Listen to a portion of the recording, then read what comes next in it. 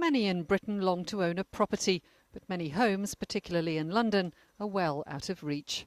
A scheme to get people on the ladder has been launched by the government. It applies to properties up to £600,000.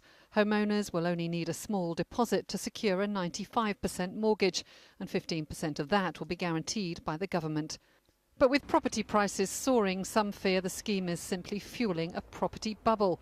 Deputy Prime Minister Nick Clegg admits it does need careful monitoring.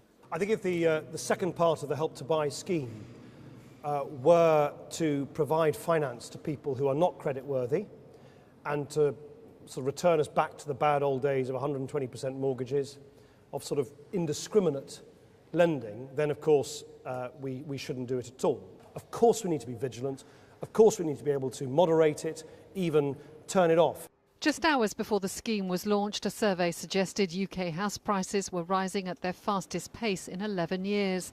And some banks, including Barclays and the UK unit of Santander, are thinking twice about joining it.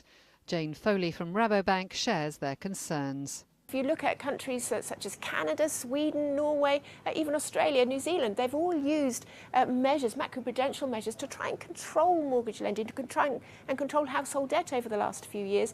And again, there's signs, particularly in countries like Canada, that's just not working, and they have to hike interest rates to control that. So it could be something that could be good now, but it could release some nasties later down the line.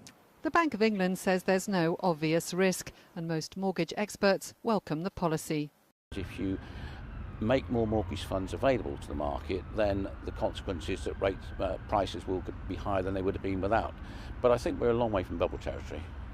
But the scheme comes as the UK's economy is recovering more quickly than expected. British firms have just recorded the best growth in domestic trade for at least 6 years. Many argue the government would be better building more affordable houses instead of funding purchases for those already in great demand.